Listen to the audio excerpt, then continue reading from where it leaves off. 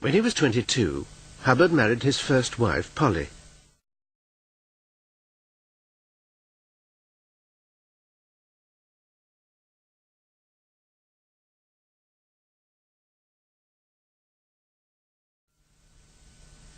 He recruited a bright young PR woman, Barbara Kay, to repair his damaged image. Well, I've always found that it's the mind of a man that is most sexy.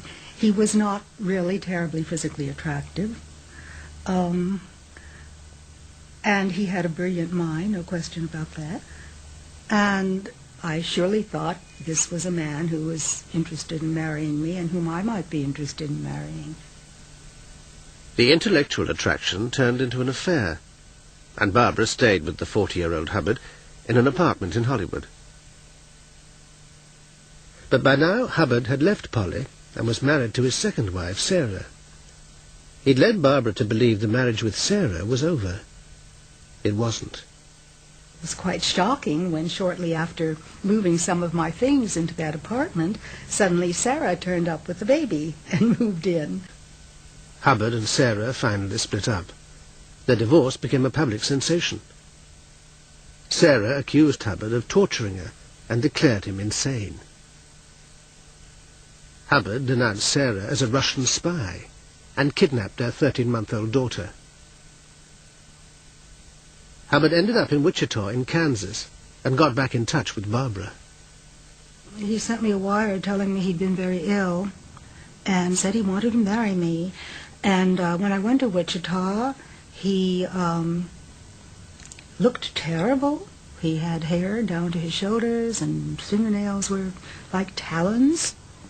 And I found a note, a very sweet note in my hotel room saying, "Glad you're here, I love you."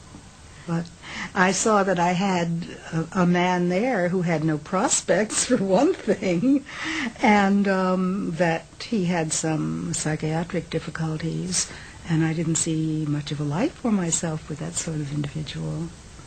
So I left. But Hubbard bounced back.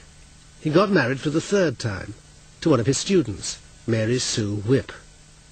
This marriage lasted, and Mary Sue would become his devoted deputy. Sarah, his second wife, was cleared from his memory, just like an engram. What happened to your second wife? I never had a second wife. I never had a second wife.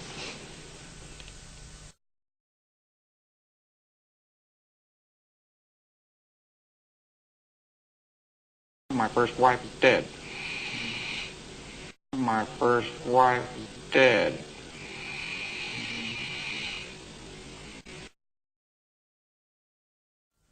Hubbard's wife, Mary Sue, and 8 other Scientology executives were convicted and sentenced for conspiracy and stealing government documents.